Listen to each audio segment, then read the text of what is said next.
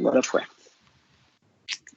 Então, começar dando boa noite a todos. Meu nome é Ítalo Martins, eu sou um dos diretores e fundador do Centro de M&A da Universidade de São Paulo, que é um grupo que conta com alunos da São Francisco, a Faculdade de Direito, da Poli e da FEA, a Faculdade de Economia, Administração e Contabilidade. A gente está fazendo aqui o nosso primeiro evento público, com a presença da Maria Cristina Sescon, sócia fundadora do Sescon Barrier, e Tomás Azevedo, que é Head of Transaction do Rothschild Brasil. E o evento de hoje vai ser sobre o mercado de M&A no Brasil nos tempos do Covid-19. Então, gostaria de primeiro agradecer a presença dos dois, pessoas muito ocupadas que tiraram tempo de estar aqui conosco, e aproveitar para avisar a todos que nas nossas redes sociais, especialmente no Instagram, a gente deixou disponível uma caixa de perguntas, e depois das apresentações dos convidados, a gente vai ter a oportunidade de fazer um Q&A com eles também, trazendo as perguntas que vocês apresentarem para a gente. Então, sem mais delongas, gostaria de passar a palavra então para a Cristina e depois para o Tomás para eles se apresentarem. Boa noite a todos. Como já dito, sou Cristina Sescon, sócia fundadora do Sescon Barrier Advogados. Antes de mais nada, queria agradecer aí a oportunidade, o convite que me foi feito. Eu aprendo muito nessas interações, especialmente com um parceiro como esse, Rothschild, para a gente discutir e debater aqui questões novas. Tudo que diz respeito à Covid é novidade, mesmo para quem, como eu, já trabalho em direito societário, envolvendo companhias abertas e fechadas, e M&A há praticamente 30 anos. Mas o meu escritório é um escritório bastante atuante também nessa área de M&A, de negócios. É um escritório com várias áreas, você não consegue fazer um M&A só conhecendo societário, só conhecendo contratos, então a gente tem tributário, trabalhista, sucessões, imobiliário, compliance, antitrust, IP, tudo que vocês podem imaginar, porque, na verdade, em cada operação de M&A, todas essas áreas normalmente são envolvidas. Em alguns projetos, a gente chega a ter 50 advogados envolvidos num M&A, e eu acho que a ideia hoje é não entrar em grandes teses jurídicas, mas passar para vocês a nossa prática, inclusive na solução aí de questões decorrentes dessa pandemia que estamos vivendo. Espero que tenhamos aí um bom evento. E passo a palavra agora para o Tomás. Olá, tudo bem, pessoal? Boa noite. Eu sou o Tomás Azevedo, eu sou Head do Transaction R, que é a divisão do Middle Market do Rothschild, né? Primeiro, eu queria agradecer a organização aí, um evento muito bacana, legal. A gente faz bastante evento em faculdade e a gente vê que realmente é um público muito interessante de trocar ideias, então eu fico lisonjeado de ser convidado aqui para a gente conversar. Acho que, para quem não conhece, o Rothschild, acho que eu brinco que é uma jabuticaba no mundo do M&A, porque é uma empresa aí de mais de 200 anos, focada especificamente em fusões e aquisições e reestruturação de dívida, tá? Não é um banco, tá? Não é um fundo, né? E apesar desse foco, né, ele está no mundo inteiro, então temos escritórios aí espalhados por todos os lugares do mundo. Então, como a Cristina falou, esse mundo de M&A é muito, parece uma coisa específica, mas tem desde captação, venda, compra. Então, se você entrando nos meandros, é uma coisa aí que a gente tem mais de 1.200 pessoas hoje no mundo trabalhando só com isso, e é um mundo muito bacana. Tá? Então, eu espero que hoje a gente consiga aí transmitir um pouquinho da nossa animação aqui com o que a gente faz. Eu tenho um pouquinho menos de bagagem aí, mas também já faço isso há quase 15 anos, e eu espero que vocês aproveitem aí e tirem dúvidas.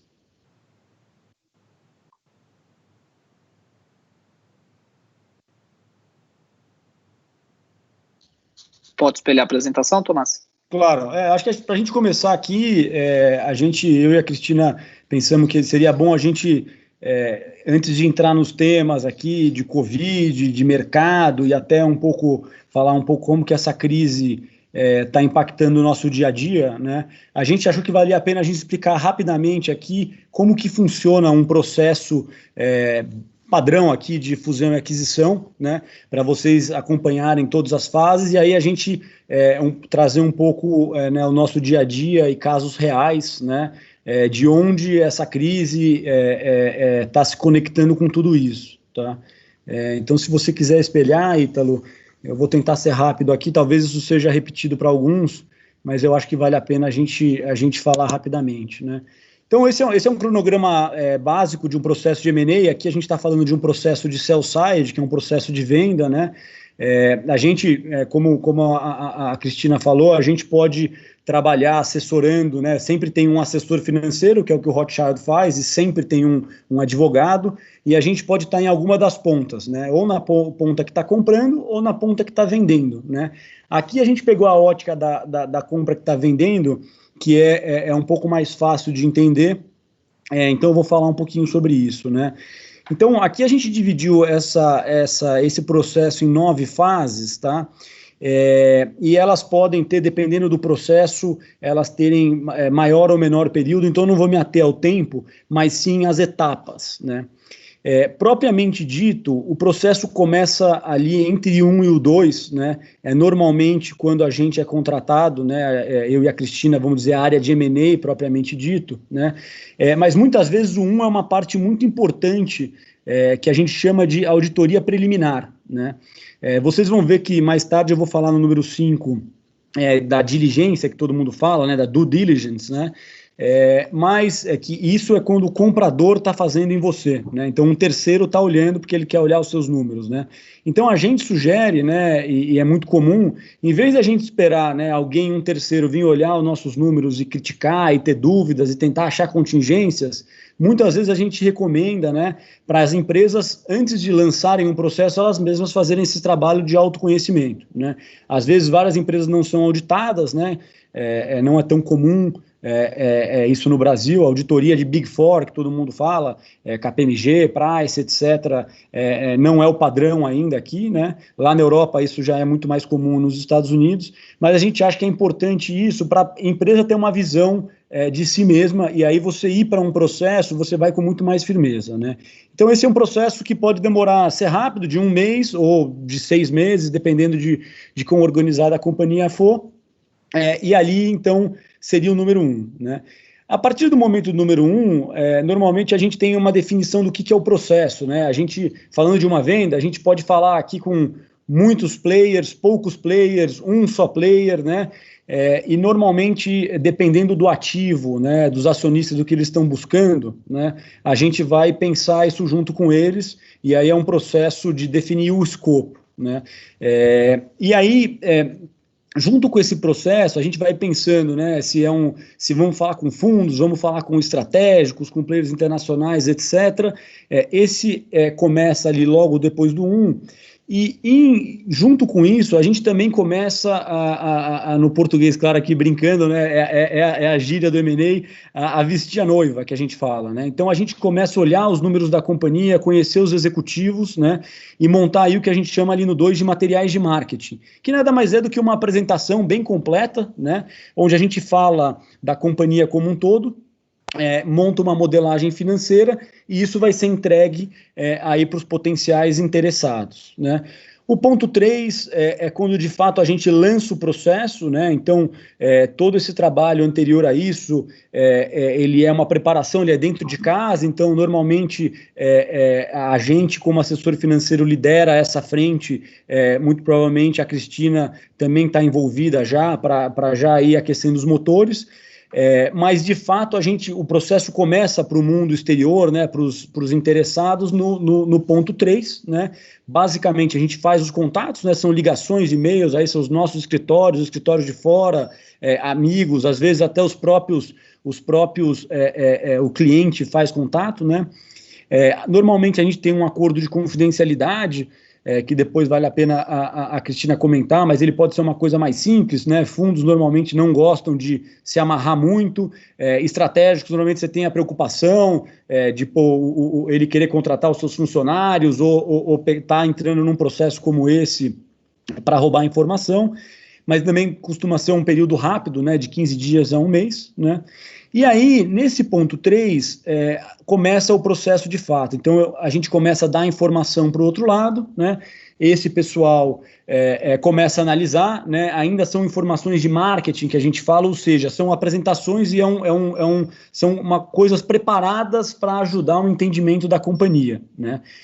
E aí, nessa primeira fase, que normalmente dura de 1 a 2 meses, né, ali a gente chega no ponto 4, que são quando esses investidores vão fazer uma primeira oferta, né? Então ele vai falar, olha, você me deu todas essas informações, que basicamente é um modelo, né, e uma apresentação. Acreditando nisso, né, e nos números que você me contou que são verdade, toda essa estrutura que eu vi aqui, ele coloca uma oferta que a gente chama de não vinculante, né, que é uma oferta que indica basicamente preço, estrutura, né, e o que mais ele precisa olhar para confirmar esse preço, né. No ponto 4 a gente analisa, se a gente começou um processo com 50 players, vamos dizer que 30 se interessaram e assinaram um acordo de confidencialidade, receberam as informações, vamos dizer que temos um processo bem bacana, recebemos 10 ofertas, 15 ofertas, né. A gente analisa essas ofertas, meio que faz uma pré-negociação, tenta pegar os melhores, baseado em preço, mas também em credibilidade, né? A gente sempre brinca que às vezes a gente recebe um preço muito bom de um player que a gente não conhece, né? E aí a gente fala, pô, mas temos que ter mais confiança. Ou às vezes vem aquele player que é super conhecido nosso, mas o preço não é tão bom. Então a gente faz uma análise dessa combinação, né, e decide, né, quem passa para uma segunda fase, que a gente chama. Então, até o ponto 4, a gente sempre fala que a gente divide um processo padrão em 2 fases. A gente fala que até o ponto 4 é a primeira fase, né, que é a fase non-binding, ou de oferta não vinculante, né, e a partir dali a gente coloca só os players que a gente tem confiança, que tem um preço bom, né, e que vão colocar uma oferta interessante, né. No ponto 5 é justamente o que eu tinha comentado, é a diligência. Então, o player que passou por essa fase, ele falou, olha, eu gostei da empresa, né, o preço que eu enxergo é esse, a estrutura que eu enxergo é essa, mas agora eu quero ver toda a parte fiscal, trabalhista, imobiliária, de propriedade intelectual, e ele vai, ambiental, ele vai analisar tudo isso, né, e cruzar com documentos, tirar dúvidas, é um processo bem aprofundado, encontrar a empresa, fazer o famoso site visit, né, ir na empresa, ir no ativo e tudo mais, para confirmar que todas aquelas premissas que deram aquele preço são verdadeiras, né, e que além disso, você não tem nenhuma contingência na companhia, né, a companhia não paga imposto errado, não paga os funcionários errado, não tem uma dívida lá que ela não tinha informado, coisas desse tipo, né. E aí, esse é um processo bem mais longo, né, é um processo que normalmente dura aí de 60 a 90 dias, se for rápido, né, esse processo é um processo iterativo, então a companhia, os players fazem perguntas, né, os compradores, a gente, assessor, e aí com certeza o time da Cristina e o time da companhia respondem, são muitas perguntas, tá? Então é uma coisa bem trabalhosa, por isso que a gente tem que ir fazendo um funil, né, para quando se a gente chegar numa fase dessa com muitos players, é um sucesso, mas é um grande trabalho, né? Então, a gente usa esse funil para realmente só chegar aí quem a gente tem muita confiança, tá? Feito isso, normalmente a gente chega no ponto 6, que é quando vamos dizer, eu olhei os materiais de marketing, né, te dei um preço, eu olhei vamos dizer, entrei na companhia e conferi tudo, tá tudo bonitinho, né, tudo faz sentido, ou não, encontrei esse problema ou outro, e aí ele recoloca o preço, confirmando, né, e esse preço aí já entrando, ele já volta normalmente num contrato, né, um contrato de compra e venda. Então, no ponto 6, a gente tem de novo um divisor de águas, que tudo que a gente falou, né, tudo que ele confirmou, né, todas aquelas ideias, eles se transformam na alma do negócio, que é um contrato de compra e venda, né, o famoso SPA, né, e aí ele bida nesse SPA, né, que tem não só o preço, como todas as condições, as contingências, a forma de pagamento, as garantias, quantos anos a gente vai, se é um deal porteira fechada, que o comprador vende e vai embora, ou se ele fica amarrado por vários anos, tem vários detalhes, né? Basicamente, toda a transação se resume a isso, né? E aí, do 6, indo para o final, né? Por que você vai me perguntar, pô, mas no 6 ele colocou o contrato, não é só assinar e acabou, né? Normalmente a gente tem uma negociação, então, de novo, a gente corta vários players e aí pode acabar só com um ou alguns e negocia em paralelo esse contrato, né? Essas negociações, de novo, aí são bem complicadas, né? Aí a Cristina acaba liderando isso, a gente aqui senta do lado, mas é literalmente abrir na tela do computador e vai linha a linha discutindo e palavra a palavra, então pode ser uma coisa que eu já levei. A gente tem deal que a gente demorou 7 anos para fechar, né? Então imagina quantos anos foram discutindo isso. Foi o deal da RH e Magnesita, já é público, né? E tem deals que a gente já fez isso em 1 mês, né? Então são coisas que é meio imponderável, porque tem várias dificuldades, né? Dependendo das contingências da companhia, das condições de mercado, né? Se a condição de mercado muda, né? A Cristina vai comentar, pode ser que o comprador desista, então aí a gente precisa se proteger, né? E aí, basicamente, a gente assina os contratos no 8, então quando a gente chegou numa conclusão desses contratos, né?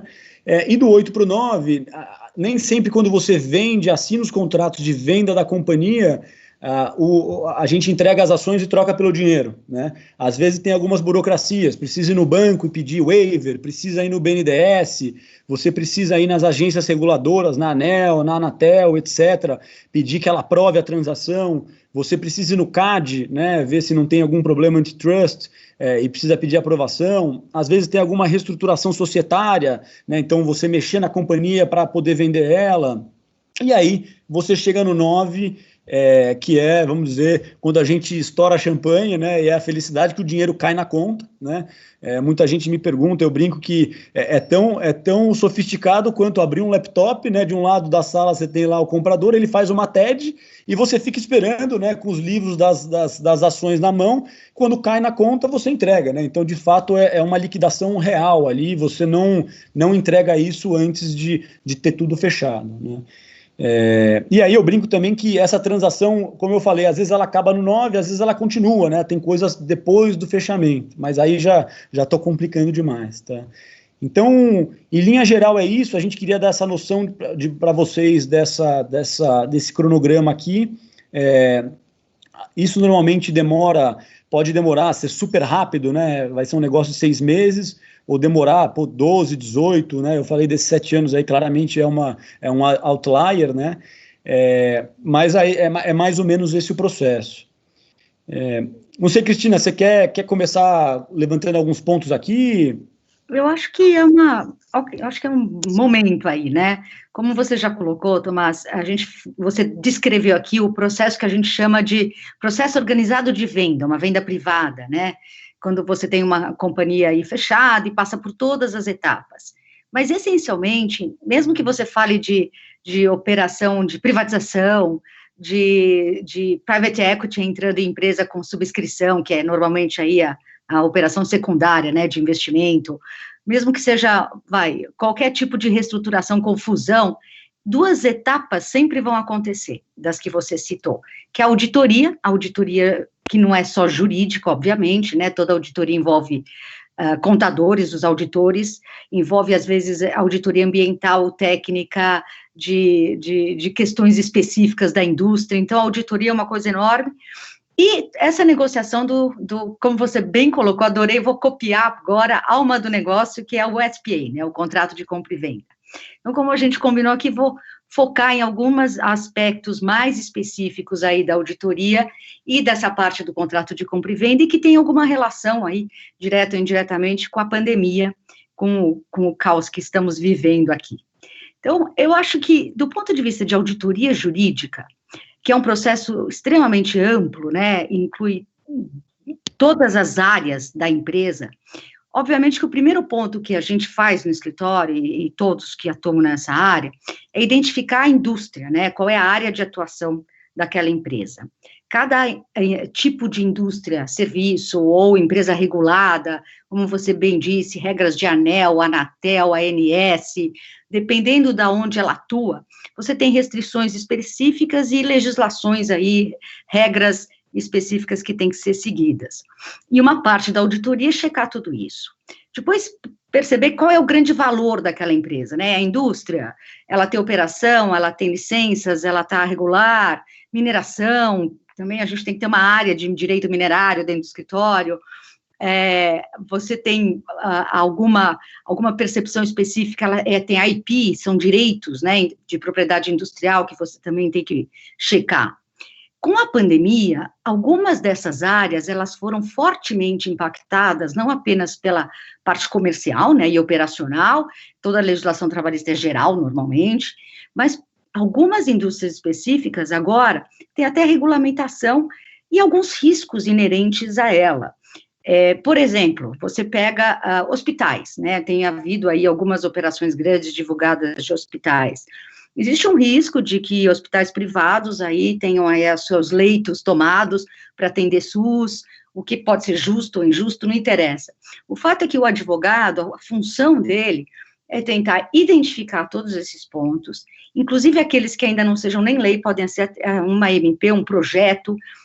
Você tem que acompanhar o legislativo, tem que saber o que acontece em cada indústria para identificar, seja na situação de Covid, de pandemia agora, ou em qualquer outra, o que afeta, o que é relevante daquela área de atuação.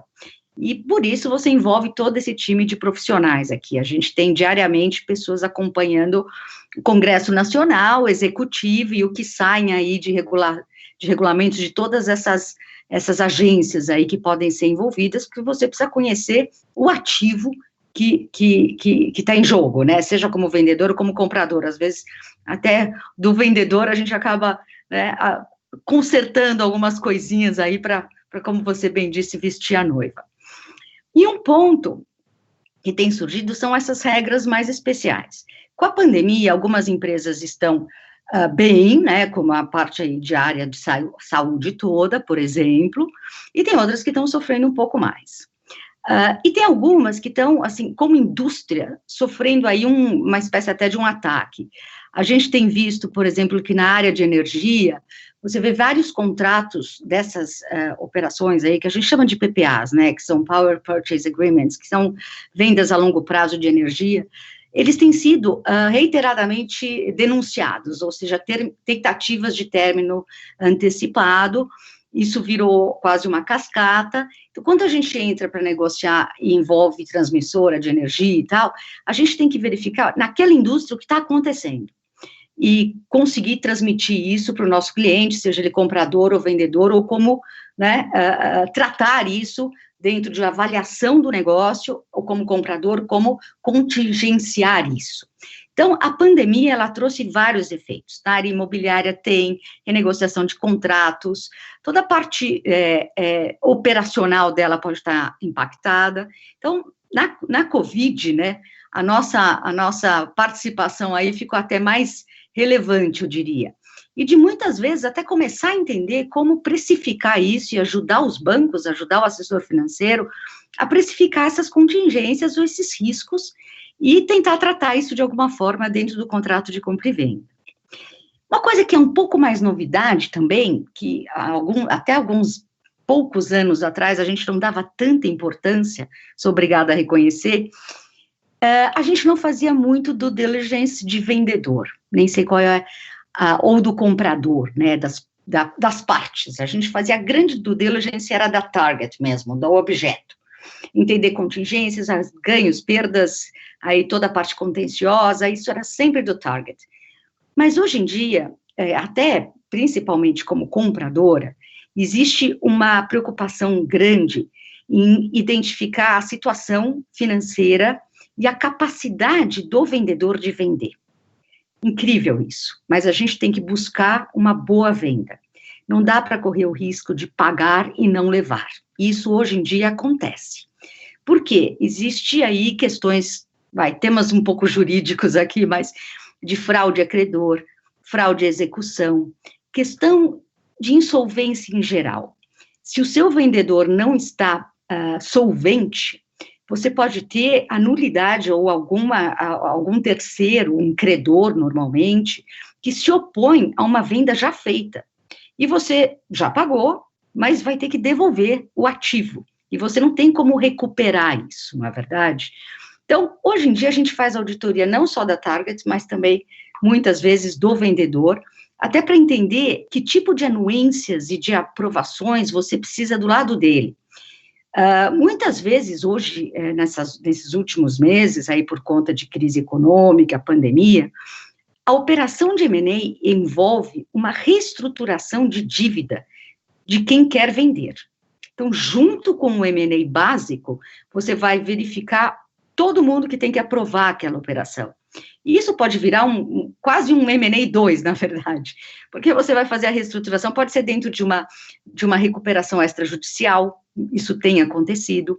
Você tem que ter uma forma de conseguir garantir que aquele ativo não será perdido para o seu comprador, e principalmente também, se você representar o vendedor, de que ele pode fazer uma boa venda e utilizar os recursos daquela venda, né, o preço, para quitar o que ele entende, para investir onde ele precisa. E então, toda essa caixa que, na verdade, numa situação de crise econômica, ela se intensificou muito. Então, a preocupação de uso de recursos e de capacidade de venda aumentou muito. Acho que esse é um aspecto bem, aí, além das questões diretamente de Covid, essa eu acho que é uma consequência da crise econômica que a gente não consegue escapar. Então, e todas essas questões aí de renegociação de dívida, reestruturação, aprovações que são necessárias para fazer uma operação, seja aí dos órgãos, das autoridades competentes, né, dos órgãos reguladores, do CAD, né, muitas vezes você tem aí o CAD como necessariamente tem que avaliar e aprovar ou não a operação.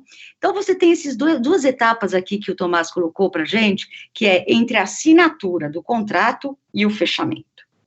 Então, existe um período aqui que é bastante sensível, em que o comprador e o vendedor já se obrigaram a, em determinadas condições, são condições precedentes bastante claras, a fechar aquele negócio.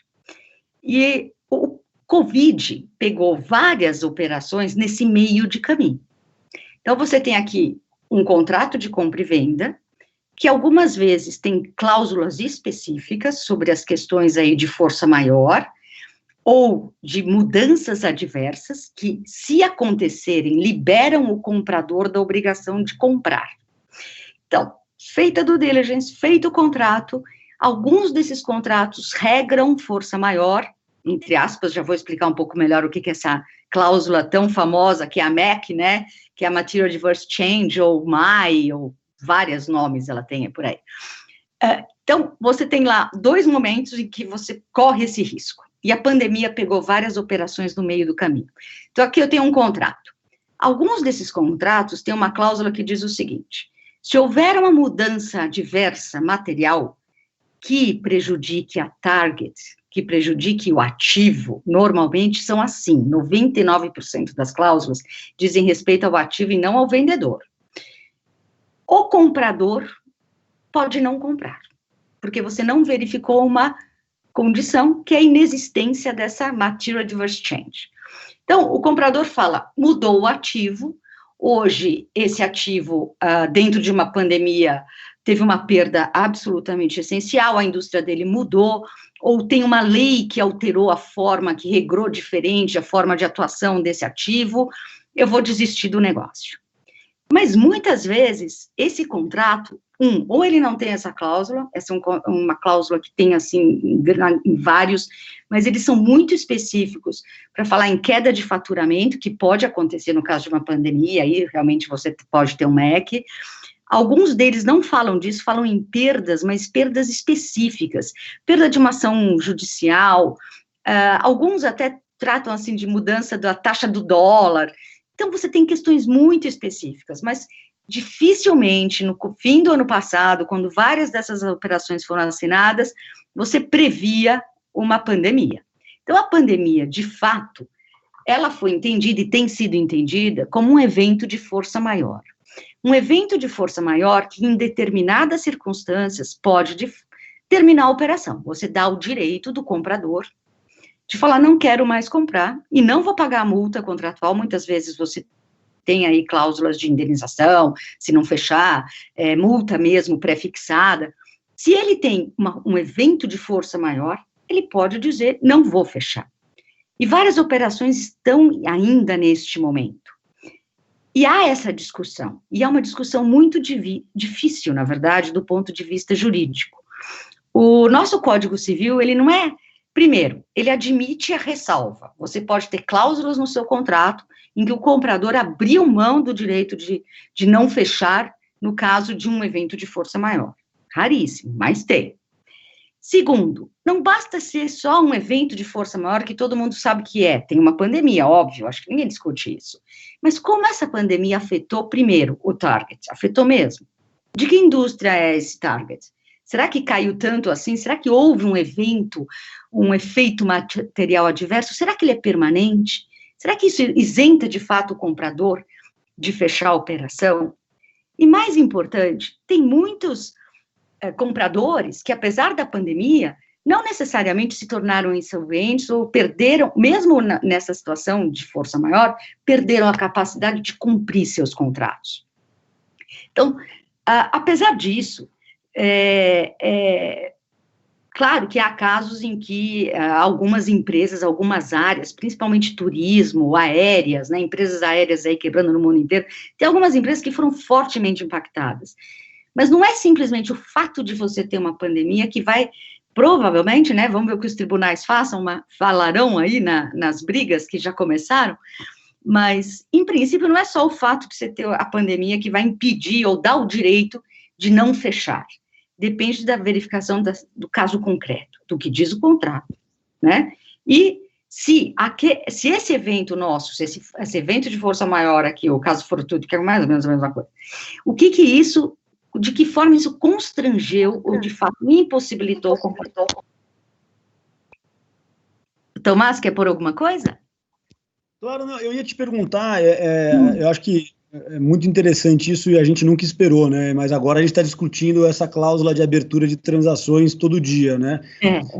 Eu acho que hoje a gente tem uma insegurança que está ocorrendo nas transações que a gente já tinha fechado, mas eu também queria te escutar, porque hoje a gente também está vivendo uma outra dificuldade, que é nas transações que estão andando, né, a gente normalmente define, né, esses motivos do que pode abrir uma transação entre o 8 e o 9, né, que é o que a gente está falando. O grande drama, é a parte mais sensível, né, Tomás? Então, assim, eu acho que assim, a gente tá chorando sobre o leite derramado, só que também ainda não sabe como é que vai fazer para o futuro, né?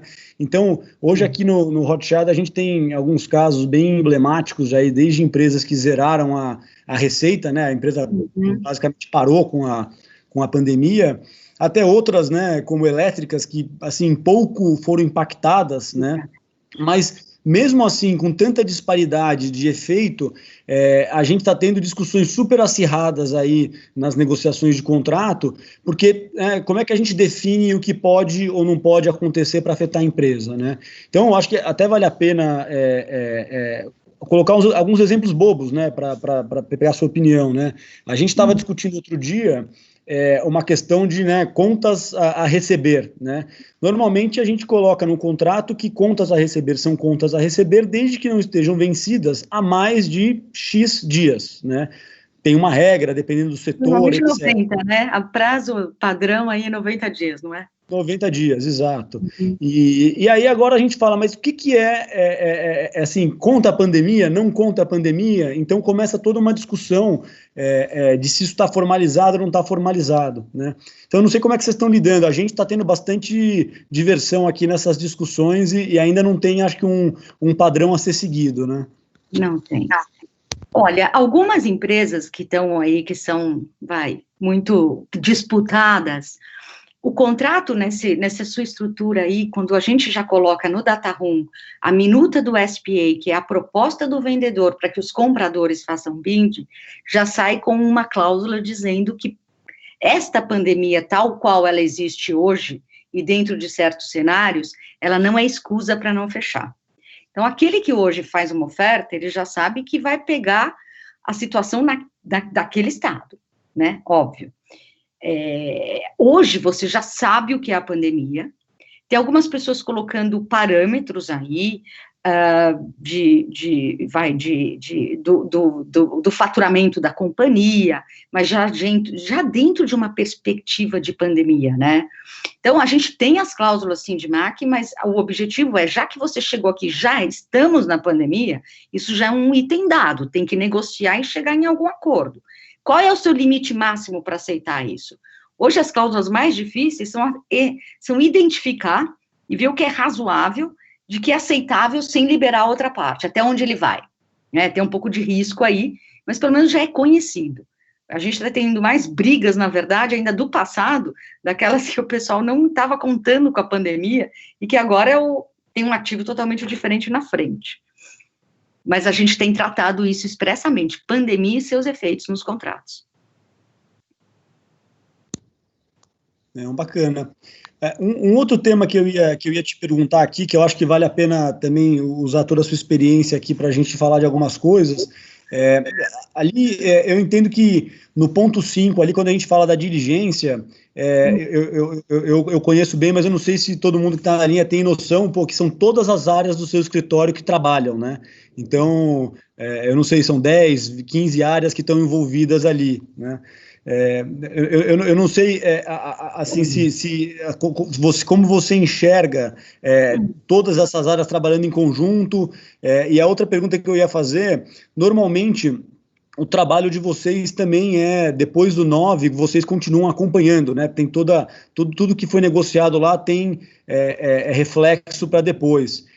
Então, acho que são 2 pontos interessantes aí de ver a sua perspectiva.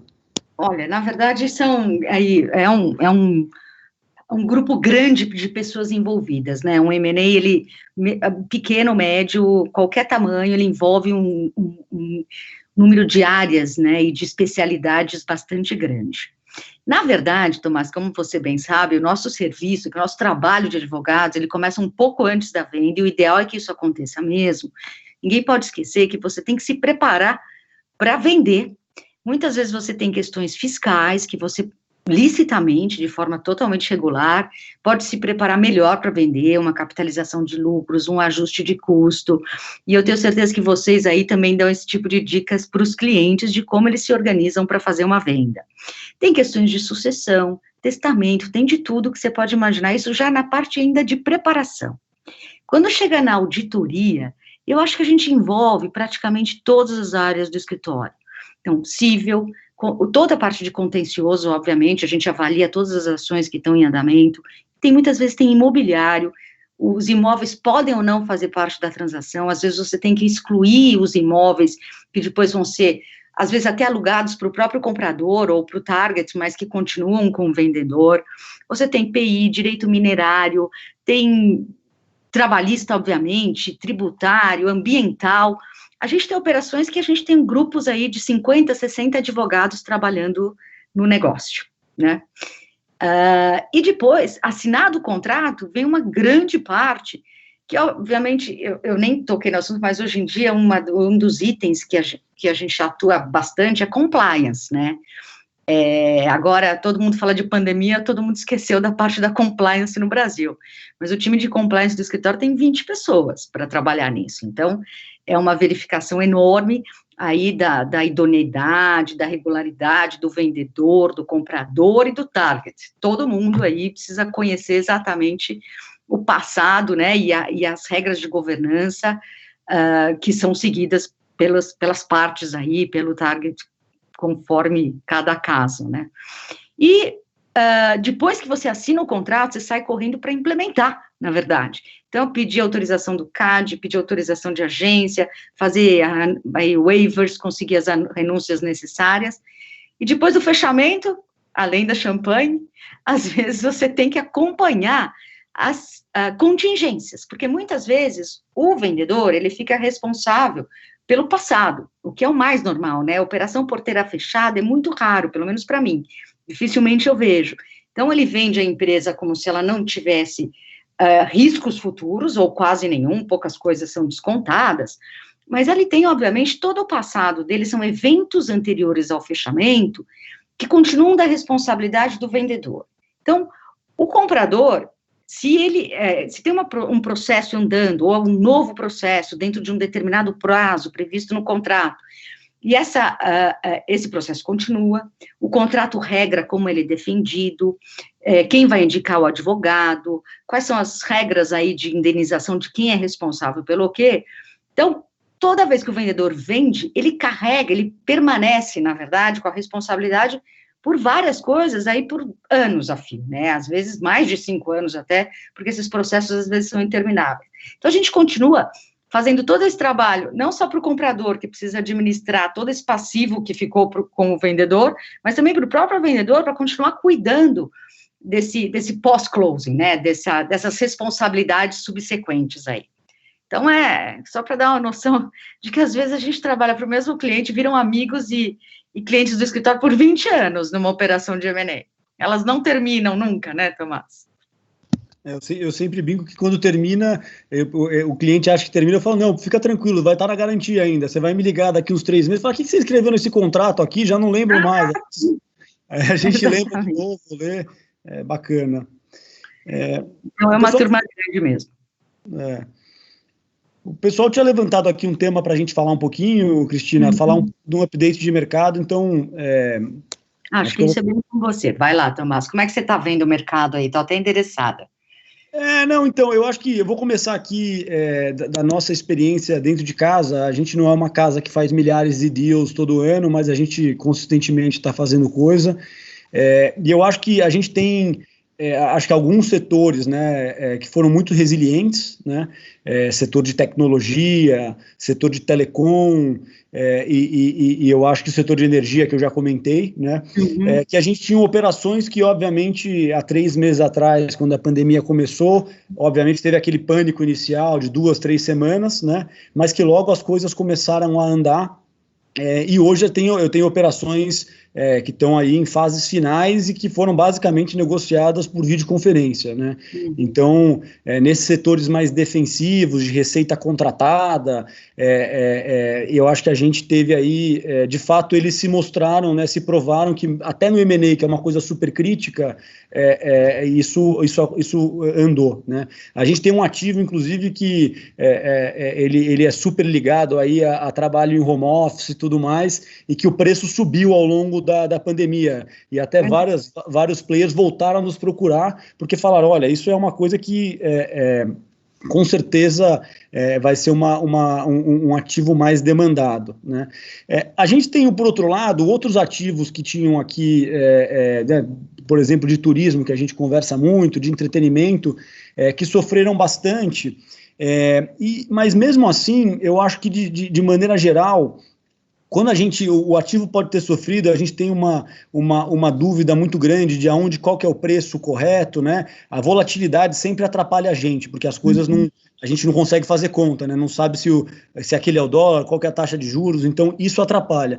Mas agora que já faz algumas 2, 3 semanas que as coisas estão um pouquinho mais calmas, né? A gente vê que mesmo esses ativos que estão mais estressados, as pessoas já começam a ter uma perspectiva melhor, né? Então, a gente tem mandatos nesses setores que eu comentei, que as transações estão voltando, né? Então, o que quer dizer a transação está voltando? Aquele preço que a gente tinha, a gente está rediscutindo e tem vontade de fazer, né? Acho que vale comentar também, né, entre os players, né, então, fundos de private equity, fundos de venture capital e estratégicos, né, eles também têm empresas de portfólio, têm problemas dentro de casa, mas a nossa sensação lá no Rothschild é que eles estavam, né, talvez numa situação muito bacana, né, que tinham muitos fundos capitalizados, né, muitas empresas capitalizadas, a gente vinha aí de uma certa retomada, né, então, como eu disse, a gente faz M&A e também faz reestruturação, as reestruturações ainda não engrenaram, né, o que é um bom sinal, né, que a turma tá muito melhor do que a gente imaginava, mas também a gente está vendo movimentos bem interessantes, né? Então, conversas que antes não aconteciam, né? Eu brinco aqui que tinha muita vaidade, né, do empresário ou do fundo e etc. Eles não queriam se conversar, ou um próprio estratégico, né? Não queria conversar com a empresa que era aquela startup de sucesso, né? Agora, nessa crise, eu acho que muita gente acabou deixando isso de lado e estão conversas acontecendo que a gente nunca imaginou, né?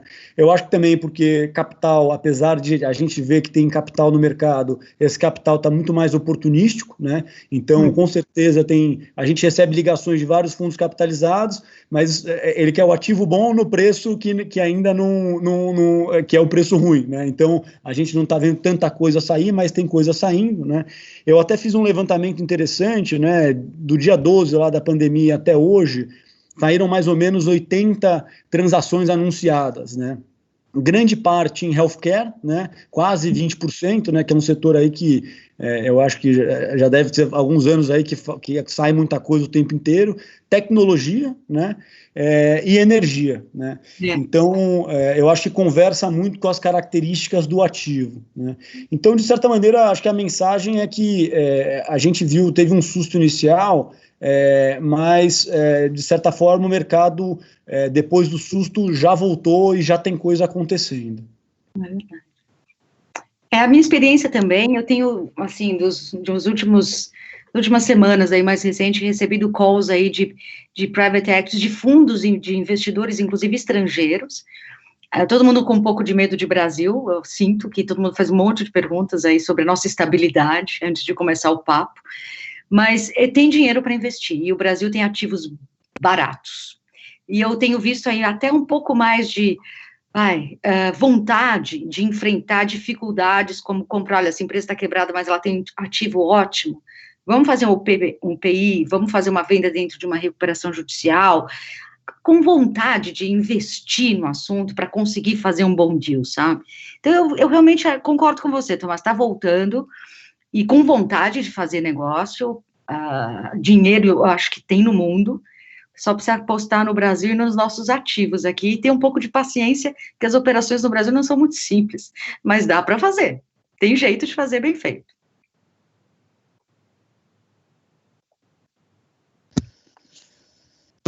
Acho que um outro tema que seria interessante a gente falar, eu acho que eu queria também um pouco da sua visão, a gente tem visto muitas estruturas criativas, né? A gente vinha de um mercado que os preços eles estavam convergentes, né? Um mercado quase estável, crescendo, e a gente começou agora a ter toda essa volatilidade, e algumas das armas que a gente está usando aqui no Rothschild são instrumentos conversíveis, earnouts, e esse tipo de coisa. Acho que isso tem sido quase que a regra aqui para a gente conseguir fazer o comprador e o vendedor se entenderem, né? Dado que tem diferenças de percepção de preço. Né? É uma forma de diminuir o risco, né? Eu tenho visto isso bastante, eu acho que até vale a pena explicar, não sei se todo mundo tem ideia do que é o earnout. É como dividir o risco entre o comprador e o vendedor, não? Uma parte do preço, ela é contingente ao atingimento de algumas metas.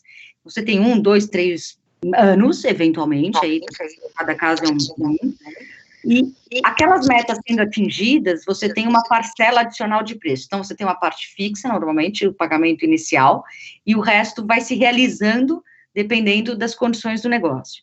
Não é uma estrutura fácil, porque, obviamente, para que o vendedor concorde com o preço de earnout, é porque ele vai ter alguma ingerência, ou algum business plan, algum plano de negócios, algo que tem que ser cumprido e seguido pelo comprador. Então, isso vira quase uma parceria. E earnouts, às vezes, até o vendedor permanece com uma parte da empresa, do target, porque, afinal, ele tem que ter alguma ingerência para esse earnout, para ele ter certeza de que o que foi combinado está sendo feito, para que essas metas sejam atingidas. Então, não é uma operação fácil, né, Tomás? É complexo.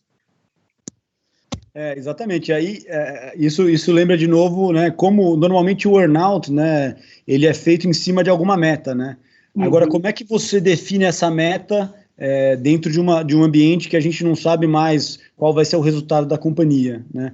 Então, acho que essa é um instrumento que a gente normalmente usa para um pedaço menor da transação, normalmente vende 70%, 80% e deixa 20% no earnout, coisas desse tipo. A gente tem pensado em coisas até mais agressivas ultimamente, né? Como puramente opções, né? A gente tem um deal que a gente está discutindo, que basicamente ia ser uma capitalização da companhia, e a gente falou, olha, eu preciso de um pouquinho de dinheiro que é para eu atravessar a crise, né? E depois, de fato, eu quero o dinheiro, né? Porque na crise não adianta investir em marketing, não adianta investir em expansão, o cara está só no módulo sobrevivência, né? E aí a gente fez uma estrutura interessante, que vai colocar um pequeno dinheiro agora, né? Que é quase comprar uma opção, para poder colocar um dinheiro grande daqui a 1 ano e meio ou 2, né? E esse dinheiro grande, ele tem aí uma avaliação, né, um valuation da companhia que segue uma métrica de resultado, né? Então é um EV/EBITDA lá no caso, né? Que é um múltiplo de avaliação, né? Que eu acho que assim é uma das primeiras vezes que eu estou vendo tanto um empresário como um fundo falar, ó, eu quero fazer, né? Eu não sei qual que é o preço correto, né? Mas como eu tenho aqui uma opção de colocar dinheiro, né? Vai colocar só um pequeno colchão agora e esse dinheiro lá na frente é um dinheiro que o fundo pode abrir mão e o empresário também tem uma saída, a gente também está usando. Então, acho que além de earnouts mais agressivos, a gente está vendo estruturas aí bem, quase estruturas de bolsa em empresas privadas, né? É verdade. E agora está tem bastante, pelo menos eu estou nos 3 dias que o desenho deles é um quase equity, que no Brasil não era tão normal, às vezes venture capital tinha isso, mas agora para operações maiores até. Ou seja, é dinheiro emprestado, é uma debenture, que ela é conversível, mas é a opção do detentor da debenture. Então, na verdade, o que ele faz é quase um empréstimo, mas é um empréstimo com algumas condições em que ele já entra na empresa, por ser debenturista, ele tem direitos de veto em algumas matérias, às vezes até indica o diretor financeiro, ou seja, ele entra na empresa, mas ele, por enquanto, é só credor. Ele vai avaliar o negócio no caminho. E num dado momento, ele pode ou converter aquilo em capital, e já está pré-estabelecido as regras aí de conversão, ou ele fala, não, eu vou ficar credor, eu acho que, né, não vai acontecer, mas aí é uma dívida de um pouco mais longo prazo, não é algo que você possa exigir imediatamente. Tem muita gente dentro desse desenho de quase equity aí, não sei se você tem visto isso, porque parece que é mais fácil de acertar, de conseguir pelo menos os recursos de início aí, né? Sim, com certeza. Não, esses mecanismos são bem bacanas e a gente também olha um pouco desse mundo de VC. Eu não sei como está a experiência de vocês. Aqui a gente viu uma grande queda na movimentação de novas coisas, né? E aí acho que assim, isso com certeza é ruim para as empresas. A gente tem mais dificuldade de fazer nosso trabalho, mas a gente também viu que grandes companhias aí, principalmente no mundo tech, né, têm aproveitado esse, vamos dizer, esse ato aí de capital para aproveitar. Então, se você ver, a Stone fez várias aquisições, a XP anunciou algumas aquisições, a Apple fez 3 grandes aquisições nos Estados Unidos.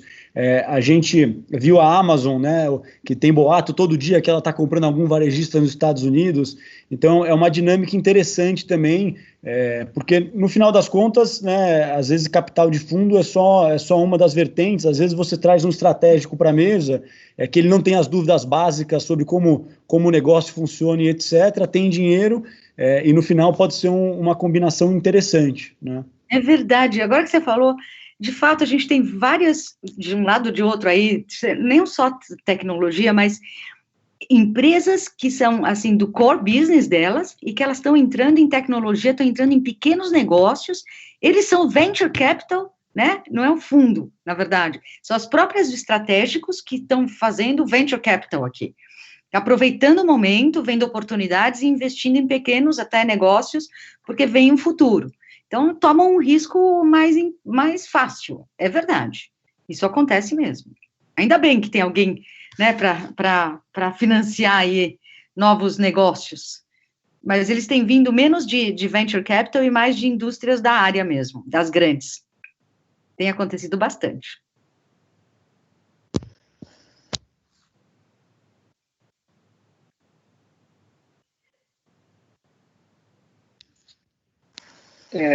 Tomás e Cristina, a gente tem uma pergunta aqui, apesar de que eu acho que vocês não precisam de moderador, porque a conversa está excelente. A gente recebeu algumas perguntas aqui interessantes. Cristina, você comentou agora há pouco da questão das cláusulas de earnout. Vocês têm observado algum tipo de renegociação em relação ao earnout que já tinha sido pré-estabelecido? Em operações que já tinham fechado? Na verdade, essas operações eu acho difícil, né? Eu acho que é um risco que está aí das duas pontas. Está todo mundo perdendo no earnout. Quem já tem um pedaço de compra mesmo, quem é o novo controlador, e aquele que veio na rabeira aí. Mas eu não tenho visto renegociação de contratos já fechados, eu tenho visto mais renegociação de contratos que estão entre aquele signing e closing lá, entre o assinatura e fechamento. Eu não sei se o Tomás tem visto outra coisa. Também não, eu acho que os contratos que já estavam fechados, eu acho que a minha impressão, teve alguns dos clientes que ligaram para a gente para saber se tinha impacto ou não, mas assim, não teve muito caso, acho que é assim, porque não deu nem tempo da briga acontecer, né? Não tem nem como o cara ir no fórum, contratar advogado, a coisa tá, os prazos tem sim, Tomás, tem sim, mas aí o tá aberto, dá para brigar. Tem eliminado, a gente tira eliminado, vai lá. Mas não, para a earnout, eu acho que está todo mundo perdendo, gente. Né, é difícil essa, porque não tem alguém que tem uma discussão de equilíbrio de contrato, né, equilíbrio econômico de contrato. Se todo mundo perde, é muito difícil você conseguir convencer um árbitro, ou normalmente esses contratos estão sujeitos à cláusula de arbitragem, ou mesmo um juiz, de que ele deveria perder menos do que quem já fez o investimento, né? É difícil essas discussões. A gente teria que ter um desequilíbrio aí muito grande. Alguém tem uma grande vantagem, a outra parte uma grande vantagem, em detrimento de alguém perdendo além do originalmente previsto, por causa da pandemia. Você tem que ter um desequilíbrio. No earnout é mais difícil. No earnout eu acho que todo mundo perdeu mesmo, se caiu o resultado, né? E é fácil de você apurar isso, né? Vai ter lá a meta, né? Ele vai falar o quê? A pandemia me atrapalhou. O cara que comprou a empresa também, a empresa piorou, né? Então é difícil. É difícil você justificar, né? Vocês comentaram agora há pouco, então, dessas questões das dificuldades das empresas, e uma coisa que a gente tinha discutido na nossa call prévia era sobre as aquisições no contexto de recuperações judiciais e de distress companies. Então, a gente tem uma pergunta aqui se vocês puderem abordar um pouco como que está o contexto atual do mercado em relação a esse tipo de empresa. Tá, a gente eu estou envolvida em algumas operações desse tipo.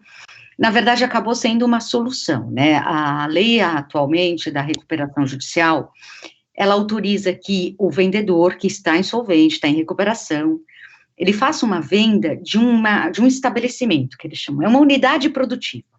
Então, é como se o vendedor pudesse segregar aquele conjunto de ativos, e às vezes também vem passivos, vem empregados, tal, tudo conjunto, pedir autorização do juiz, pedir autorização, porque está previsto no plano de recuperação, né, pedir autorização para o juiz e para os credores, e fazer a venda. E a vantagem é que o comprador, ele não assume as responsabilidades do passado, então não tem sucessão. Então, e hoje em dia, às vezes, para você viabilizar um negócio de uma compra de um insolvente, a única forma, ou alguém que está em recuperação judicial com uma recuperação difícil, a única forma de fazer é passar, né, por essa venda de unidade produtiva independente, a UPI das recuperações judiciais. Tem acontecido, funciona, mas tem riscos para o comprador. Primeiro, ele vai ter que entrar num leilão, na verdade, e pode ser que os credores aí peçam alguma coisa para aprovar a operação. Então, não é uma negociação fácil, porque envolve muitas pontas, tem que amarrar muitas pontas, mas é factível. E é bom, quando ela funciona, é muito bom, porque pelo menos uma parte daquela empresa se salvou e ela tem uma vida nova, né? Então, está acontecendo sim. É uma boa alternativa, na verdade. E isso que eu ia até comentar, a gente fez, como a gente não é banco, né, então a gente também faz reestruturação de dívida, e acaba que a gente já fez alguns M&As nesse formato de ambos os lados, né, fazendo a reestruturação e vender um ativo para financiar a companhia, né, ou ser contratado, porque normalmente você vai ter um embate com os credores na hora que você está comprando, representando um comprador. Como a gente é meio independente, a gente fez bastante isso. E eu acho que, aí, Cristina, a nossa experiência é que isso cada vez mais está parecendo uma coisa natural, né? Então, eu acho que desde o Grupo Rede, que foi talvez o primeiro que eu me lembre aí, emblemático, que a gente fez lá atrás, que a gente estava do lado a gente estava reestruturando o grupo, e aí vendeu, fatiou a empresa e vendeu os ativos para tentar recompor para os credores. A gente já viu isso em ativos bem menores, né? E a gente já viu até, inclusive, recentemente, deve fazer um ano e pouco, a gente fez isso de um internacional entrando no Brasil, comprando um ativo em recuperação judicial em UPI, né? Então, apesar de você falar assim, tá no meio de uma recuperação, na verdade, essa tal da UPI que a Cristina comentou é um advento bem interessante, né? E não é tão antigo, né? É relativamente recente, junto com a lei da recuperação judicial. Mas eu acho que tem se tornado mais padrão, as pessoas estão aprendendo a fazer e confiando, né, de que realmente isso funciona, não tem sucessão mesmo. Então, é um ativo importante. A gente sabe que não vamos dar nomes, mas tem uma grande acontecendo esse ano aí. Quando eu sair, a gente conta, da área de telecom, mas vai sair.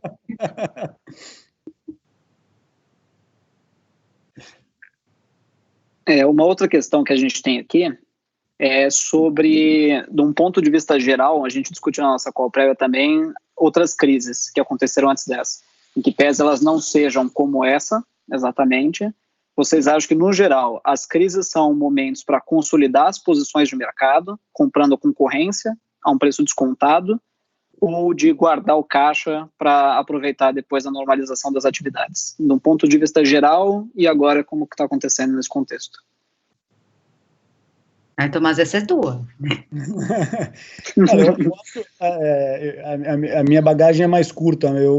Crises boas que eu peguei foram a de 2007, 2008, agora do impeachment, né, que foi uma crise mais local, né, e essa agora. Eu acho que teve grandes negócios nessas crises, né, se você pensar a formação de alguns grupos, né, como, por exemplo, que eu lembro de cabeça, a BMF, CETIP, aconteceu no meio do impeachment. Se você lembrar da Oi com a Brasil Telecom, também foi um pouco lá para trás. A própria a Embev, né, juntando com o Anheuser-Busch, foi no meio da crise lá de 2008.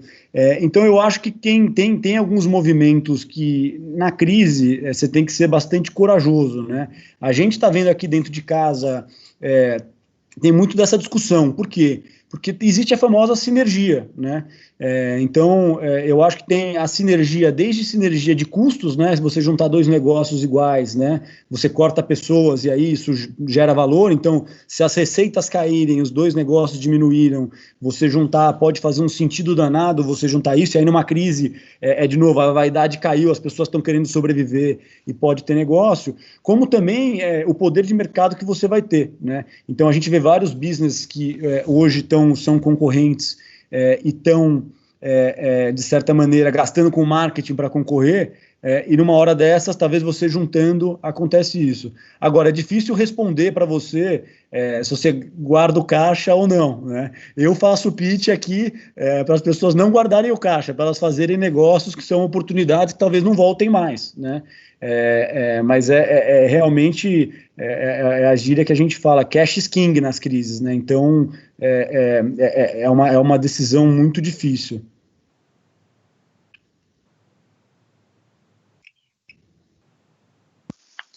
Uma outra pergunta que a gente tem aqui é em relação a, na opinião de vocês, quais são os maiores desafios oferecidos na aquisição ou incorporação de companhias abertas no Brasil em geral, e como isso estaria hoje em dia também, no contexto do Covid? Olha, eu tenho aí uma paixão por companhias abertas, mercado de capitais, que é quase acaba virando uma especialidade, assim, a gente faz bastante, sabe fazer. Na verdade, nós já somos bem internacionais, né, não tem tanta diferença, assim, do que acontece com o resto do mundo. Isso é uma coisa importante, os estrangeiros entram aqui, conhecem as nossas normas são boas, são bem feitas, as de mercado de capitais, a nossa CVM funciona, tem respostas rápidas. Temos aí os níveis de governança da B3, que tem aí regras de governança de primeira qualidade, né, ou seja, funciona. Agora, tem gente aproveitando o momento, né, tem algumas empresas aí primeiro, você vê muita empresa recomprando capital, porque o preço está baixo, quem tem caixa acha uma boa ideia investir em si mesma. Então, eu tenho visto e feito algumas operações aí é uma recompra, né, a própria companhia aberta recompra o capital dela, tem condições para fazer isso, você tem limite de 10%, tem que ter reservas e tal, isso está acontecendo. A gente tem ouvido falar muito de ofertas hostis. O Brasil não tem muito esse histórico de ofertas hostis, fizemos poucos aí, a última que a gente fez foi hostil mesmo, padrão mundial, é a da Eletropaulo, que a Enel, uma empresa italiana, comprou a Eletropaulo num leilão, bastante disputado, foi muito legal, a norma até foi construída em cima disso, mas a gente tem ouvido no mercado aí o desejo de alguns capitalizados, algumas empresas capitalizadas, aproveitarem o momento e fazer oferta hostil. Na verdade, na minha opinião, só funciona se você tem uma empresa de capital pulverizado como target. É muito difícil oferta hostil com controlador, não obstante aí a oferta da Eneva pela STT, que foi um pouco fora do padrão, porque tem controlador, mas aí as ações preferenciais têm voto, então é um pouco diferente. Mas o fato é que o Brasil tem pouca empresa aberta sem controlador definido. Essas estão aí na linha de frente. A gente vai ouvir ainda falar de algumas ofertas hostis, porque com o dólar nos patamares que está e os nossos ativos, alguns depreciados, eu acho que a gente vai ter gente aproveitando oportunidades aí sim, e já está acontecendo.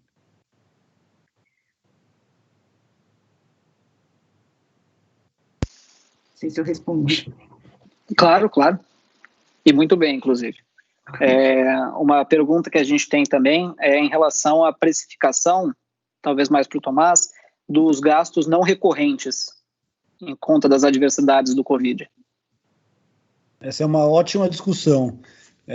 Eu acho que a gente sempre tem... Essa discussão não é uma discussão que eu diria que é particular do Covid, tá?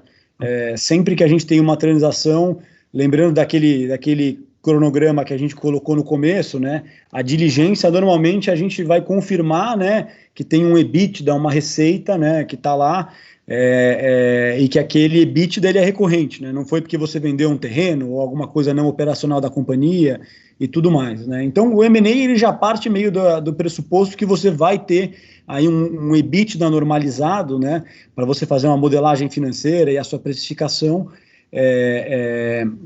Então isso é sempre um tema, né? No Covid, eu acho que essas questões, elas estão, eu não diria que mais destacadas aqui nas negociações, tá?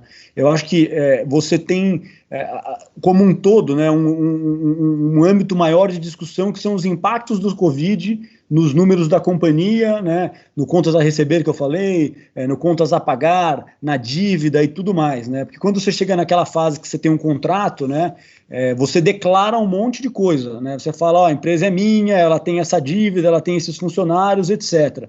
E no meio de uma confusão como essa, você acaba que todas essas declarações, algumas delas, assim, o cara atrasou o pagamento, isso virou uma dívida? Não virou? Tem coisas desse tipo. Por exemplo, você tem aí vários programas do governo para você ajudar a não demitir as pessoas, né? Como é que você encara isso, né? É uma demissão, não é? Aquele salário daquele pedaço que deixou de pagar virou uma contingência, não virou? Você não tem aí talvez eu vou abusar aqui, mas talvez você não tenha uma jurisprudência específica de uma crise como essa, com ajudas do governo para você ter uma visibilidade, né? Então, eu sinceramente não acho que especificamente isso na crise deixou mais difícil, acho que é um tema recorrente, mas eu acho que a crise como um todo deixou um contrato como um todo mais difícil, e esse sim é um tema lá no meio. Uma outra pergunta também nessa linha mais econômica, Tomás, é se você encara que o desaquecimento dos deals alavancados pode representar uma oportunidade para fundos e investidores capitalizados, como você estava falando das empresas que têm caixa. Claro, não, eu vou, assim, é engraçado isso, né, porque a gente estava vivendo, logo antes dessa crise, na verdade, com a taxa de juros caindo, deals alavancados no Brasil não são tão comuns, né, a gente vê lá fora que, a gente tem colegas da Europa que eles só fazem deals que o fundo entra e já alavanca a companhia, né, tem alguns poucos fundos no Brasil que trabalham assim, mas no Brasil isso não é tão comum, e com a taxa de juros caindo, a economia indo bem, isso estava começando a ser comum. Eu acho que agora, infelizmente, tende a cair um pouco essa deals alavancados, pelo simples fato que está muito difícil você mesmo conseguir qualquer tipo de dívida, né? Na verdade, o que eu acho que vai acontecer é um movimento que já vinha acontecendo, que são deals alavancados por fundos de crédito, né? Então, a gente viu que, né, acho que isso é uma coisa legal de contar, né, no Brasil, né, alguns anos atrás a gente tinha uma taxa de juros 15%, né, e a gente literalmente, né, geralmente você tem fundos de private equity exigindo aí no mínimo 25%, 30% de retorno, né. Então, você não tinha muito espaço para ter alguma solução no meio do caminho, né? Os bancos estavam operando ali um pouco a mais, então eles se cruzavam, né? Com a queda da taxa de juros, você viu que os bancos estão ali operando 4 hoje, né? 5, no single digit ali de juros, e que você continuava tendo os fundos lá em cima. Então, você tinha criado um mercado que é o mercado de dívida estruturada, né, que são como se fosse uma dívida, né, mas ela pode ter mais flexibilidade, por isso ela exige mais retorno, né. E a gente estava tendo várias conversas, ainda não são muitos fundos no Brasil, né, mas várias conversas com fundos que estavam usando esse instrumento para meio que fazerem coisas mais criativas, né, do que você consegue achar em bancos tradicionais, né. E esse mercado, sim, eu acho que agora na crise você pode ter isso como uma fonte de financiamento normal, mas eu acho que saindo da crise, de novo, vão ser, eu acho que eu acredito que essa fonte de financiamento pode ajudar bastante num contexto de M&A. Uma outra pergunta que a gente tem é em relação aos deals que já estavam acontecendo. O Tomás comentou que continuam acontecendo diversos no âmbito da tecnologia, da energia. Em relação aos que estavam acontecendo antes da pandemia, como que vocês têm observado a continuidade deles? Continuam as negociações, implementando estruturas mais criativas, tanto do ponto de vista negocial do direito, quanto do ponto de vista econômico, ou realmente eles têm sido congelados? Olha, eu acho que dos pré-pandemia aí deu uma parada. Tem coisa nova, tem briga dos que já tinham sido assinados, mas realmente mudou demais a percepção. Eu acho, complicado. É quase renegociar tudo do zero, é quase uma nova transação, na verdade, agora pós-pandemia, na minha visão. Raras exceções aqui. Concordo, eu acho que é um pouco da visão que eu tinha passado, assim, eu acho que tudo que estava ali, vamos dizer, beirando a segunda fase, começando a segunda fase, foi afetado, mas teve uma chance de começar a voltar agora recentemente. A gente, por exemplo, assim, não sei se eu estou falando na memória, mas acho que a gente não lançou nenhum processo, ou seja, aquele comecinho lá, né, quando você começa o contato com investidores, de quase nenhum projeto, né? Alguns poucos clientes, né, que aí são situações mais estressadas, que aí a gente foi ao mercado, mas aí é um caso de estresse, é um caso que a gente está buscando alguma coisa bem oportunística para meio que fechar durante a pandemia. Mas um processo natural que a gente tem falado para os empresários olha, se você está atrás de um capital para crescimento, né, ou está atrás de fazer a venda, né, 100% do seu negócio, e você não tem nenhuma pressa, né, talvez valha a pena esperar um pouco, né, porque agora a gente está tendo, vamos dizer assim, dificuldade de achar que uma coisa vai deslanchar ou que a gente vai ter atenção do número ideal de potenciais interessados, né. Então, a nossa resposta padrão, a gente não tá sugerindo lançar. Agora, por outro lado, a gente tem trabalhado muito forte em preparar as empresas para isso. Então, aquele número 1 lá, pré-diligência, preparar os materiais de marketing, né, modelagem, etc., a gente está fazendo porque acho que uma hora que a gente sentir que a coisa estabilizou, aí eu acho que a gente já está prontinho para lançar, e aí isso pode ser uma vantagem em relação ao pessoal que vai começar a pensar, a se preparar nessa época.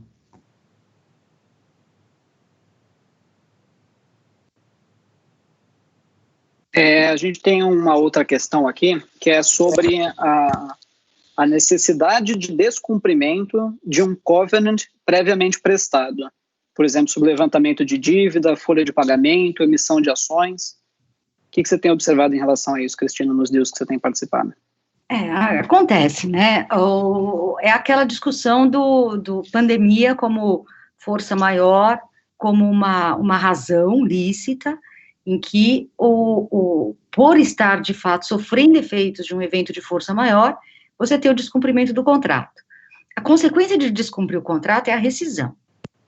E esse contrato pode ser terminado. Então, se for um pagamento aí para comprar uma empresa e não pagou, mas, de fato, o comprador foi afetado pela Covid, a Target também, tem todo um evento de força maior por trás, o que você não vai ter é indenização, na verdade, porque foi um término lícito.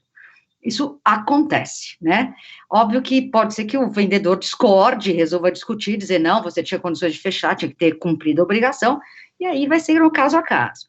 Mas se houver mesmo aí um impacto, a impossibilidade de cumprimento da obrigação por conta do Covid, e você demonstre o nexo de causalidade aí da Covid, né, do evento de força maior com a condição daquele que vai inadimplir, é que não tem efeitos, mas o contrato termina, né? É muito raro você imaginar que o juiz vai mudar a condição do contrato. Tem muita gente que chega aqui e fala assim, eu quero pagar em vez de 10 vezes que eu combinei, eu quero pagar em 50. Em princípio, o judiciário não deveria fazer isso. Tem até alguns precedentes que o juiz fala, não, paga daqui a 3 meses, não faz sentido isso. Ou termina, ou executa e paga a multa. Mas, tudo, né, às vezes os juízes dão umas posições um pouco surpreendentes. Mas o normal é não tem renegociação, descumpriu, termina. O que você vai discutir é se tem multa ou não. Eu acho que aí, várias vezes a gente é chamado para justamente ir com os credores conversar sobre isso, falar, olha, não consigo, né, em vez de judicializar a coisa, tentar fazer uma renegociação comercial, né, aí seria até legal escutar a sua opinião, Cristina. A gente sente um pouco que, dado o volume de problemas que os bancos estão tendo, a gente tem visto até assim, que tem um movimento positivo de tentar, vamos tentar alongar um pouco os prazos, que nem vocês dizem publicamente, e daqui a 6 meses a gente vê o que é um problema de verdade, né? Porque também dá trabalho para o banco, né? A gente fala assim, o cara não descumpriu o contrato, mas ele vai ter que ir lá, vai ter que judicializar, e às vezes ele não quer acabar com o relacionamento, né? Sem dúvida. Não, a negociação é a melhor saída sempre, né? Mas aí, do ponto de vista jurídico, falar simplesmente não vou pagar, o efeito é isso. Tem que negociar e chegar lá, né? Mas é isso. E na seara da negociação, Cristina, muito se discute em relação à vinculação das partes aos pré-contratos, aos contratos feitos ao longo da negociação. A exemplo dos MOUs, você tem visto as partes tentando vincular uma a outra a alguns acordos que já tinham sido feitos no contexto anterior? MOUs, na verdade, a gente chama de proposta vinculativa, né, nesses processos de venda, até estava em um dos itenzinhos da nossa apresentação, vinculativo, mas não muito, na verdade, né, vinculativo mesmo é contrato assinado, fechado, com todas as condições aí detalhadas do anexo. Eu acho, tirando algumas regras, algumas coisas específicas, acho muito difícil você considerar um pré-contrato uma proposta, essas propostas vinculantes. Elas não contêm todas as condições necessárias do negócio. Eu não tenho visto isso. Não tenho visto. Ainda mais numa época de pandemia, bem difícil. Perfeito. Uma outra pergunta que a gente tem aqui é como vocês veem as questões de integração organizacional e consolidação de supply chain no cenário atual de distanciamento e incerteza em relação a fornecedores? Essa é difícil. Se não é de indústria para indústria, não sei.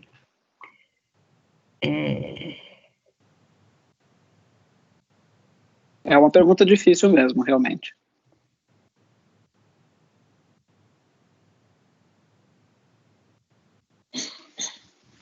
Uma questão, por exemplo, que a gente tem saindo dessa também, vocês observam algum outro instrumento criativo, como o Tomás tinha chamado, que as partes têm utilizado para fazer o valuation das empresas nesses deals que estão acontecendo agora? Sim, essa eu posso responder. Eu acho que, normalmente, qual que é o básico, né, que a gente sempre estava comentando aqui, né, você faz uma avaliação da empresa, né, se é uma venda, chegou lá na avaliação, vai pagar aquele preço, né. a gente falou de earn-out, né, que é basicamente deixar um pedaço desse preço para uma performance futura, né. A gente também tem visto, né, quando é venda de 100% é mais difícil ter esse tipo de coisa, né, essas criatividades.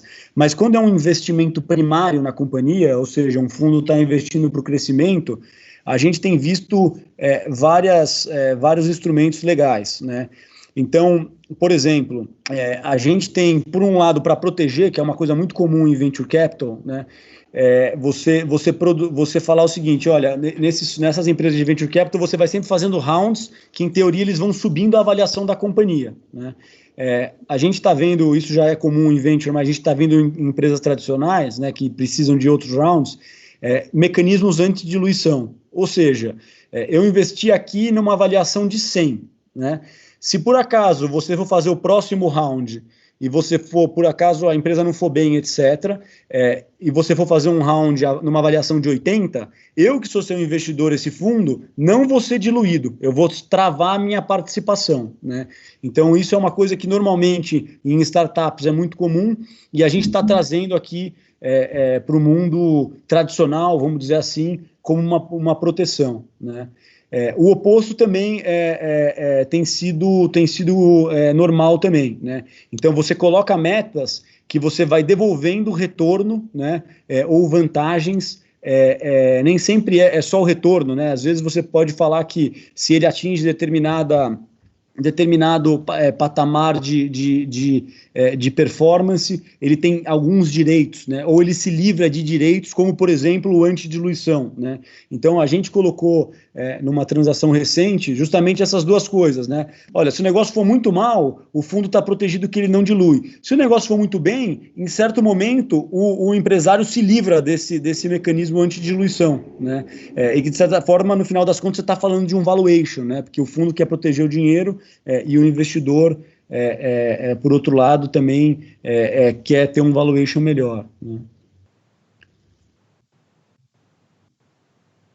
Uma outra pergunta que a gente tem é como vocês têm observado, tentado resolver nas operações que vocês têm participado a questão da simetria das informações, por exemplo, na questão de possíveis novos litígios trabalhistas em vista da pandemia, ou questões em relação a possíveis renegociações ou rediscussões contratuais. Um exemplo seria fornecedores da empresa. Isso tem sido um problema nas operações que vocês têm feito? Olha, a auditoria ficou mais difícil mesmo, né? Você tem que descer, você não pode assumir curso normal ou que aquele contrato ele vai continuar em vigor como ele é hoje, pelo prazo original. De fato, o que a gente tem incentivado bastante é quando o investidor ou o comprador ele conhece a indústria, ele tem que entrar mesmo no target e olhar o que tem lá, porque ele está vivendo a mesma situação. Então, os nossos cortes, né, olha, vou olhar contratos acima de tanto, ou só os mais relevantes, caíram bastante, as auditorias estão mais pesadas. Então, a gente procura ver notificações, e-mails, tudo que se diz respeito àquele contrato, realmente está dando mais trabalho. A gente tenta ir mais fundo para identificar aí eventuais inadimplementos ou renegociações em curso. Mas realmente ficou mais difícil, tem que reconhecer que dá mais trabalho. Não tem jeito, tem que olhar e pedir garantias daquilo que foi garantido, né? Olha, esse contrato não vai ser rescindido, não, se for rescindido vai ter ajuste de preço, né? Que nada mais a indenização nada mais é que ajuste de preço. Alguns têm que ser garantidos pelo vendedor. Como eu havia prometido para vocês de não segurá-los por muito tempo, a gente agora está completando 1h30 de webinar. Gostaria de perguntar se vocês teriam algum comentário conclusivo, algumas dicas, então, mais gerais em relação a certas precauções que podem ser tomadas nas operações de M&A, junto com seus comentários finais. Olha, na verdade, aqui, falando só do ponto de vista jurídico, porque eu fico sem dormir por conta disso, nunca vivi isso em toda a minha vida, já passei em outras crises, até muitas outras que talvez o Tomás, por ser mais jovem, não passou, como, sei lá, 11 de setembro, coisas assim, mas nunca vi isso. Eu nunca vi uma situação tão difícil. A gente não sabe o que a jurisprudência, onde isso vai nos levar. Tem que ter tranquilidade, pensar bastante, antes o que era padrão não é mais, todo cuidado é pouco, advogados, né, prever detalhes e, não sei, a gente tenta fazer o melhor possível, mas a gente está vivendo um momento de muita instabilidade, sem dúvida nenhuma, quanto mais temos que ser cuidadosos, os advogados estamos aqui para ver o lado ruim, né, quando o cenário não funcionar. Infelizmente, o nosso trabalho aqui tem sido esse, tentar identificar os riscos aí, mas não é fácil, não é um momento fácil de fazer negócio. Tomás vai dar outra visão, tem que fazer negócio, né, Tomás? Eu acho que tem que fazer, mas com cuidado. Eu acho assim, eu acho que uma das belezas da nossa profissão de M&A é que cada negócio, cada negociação é diferente. Acho que isso que me motiva, eu acho super bacana. E aí eu acho que a primeira dica que eu dou é tem um bom advogado do seu lado, porque você... E um bom banqueiro, né? E um bom assessor. Não, mas é verdade, porque vai te ajudar a não ser muito criativo além do possível. Mas, por outro lado, eu acho que também, numa crise como essa, assim como qualquer transação de M&A, você tem que ficar pensando fora da caixa o tempo inteiro e tentando ver um jeito, né? Se você simplesmente parar e falar, pô, vou esperar as coisas normalizarem, tem um monte de oportunidade na crise que o mercado está mostrando, né? 80 transações fechadas aí no meio da pandemia, e outras aí, tantas que ela está trabalhando, eu estou trabalhando, que só estão acontecendo porque as pessoas estão sendo criativas, né? Então, eu acho que tem que ser criativo e ter também pessoas capacitadas do seu lado para complementar e tentar estruturar essas coisas. Risco não é bom para ninguém. Ninguém gosta, na nossa área de M&A, ninguém gosta, risco tem que estar administrado. Então, é isso que a gente faz aqui, da forma correta, dentro do possível, né? É isso. Então, eu queria aproveitar e, mais uma vez, agradecer os dois por terem tirado o tempo no meio da semana de vocês para fazerem essas diversas explicações, essas diversas opiniões muito interessantes, que realmente eu só vendo a experiência num contexto como esse, que muita gente está perdida em relação ao que fazer. Então, a gente gostaria de agradecê-los e também recomendar a todos que estão aqui acompanhando ao vivo o nosso curso, o nosso webinar, que voltem ou se inscrevam, aqueles que não estão inscritos para o nosso curso, que eu creio que será um bom complemento a todos esses conceitos que o Tomás e a Cristina trouxeram no nosso encontro de hoje. Então, eu gostaria de agradecer a gente teve em alguns momentos aqui mais de 200 pessoas assistindo, gostaria de agradecer a todos eles também que pararam para aprender sobre esse tema muito interessante. Que ótimo. Eu que agradeço, foi uma grande oportunidade, conte sempre conosco, vou começar a participar desses cursos, pode deixar. Obrigado pela oportunidade, pessoal, foi um prazer. Foi um prazer. Depois falamos. Um abraço. Até mais. Um tchau, abraço. Tchau. Tchau, boa noite, gente. Boa noite.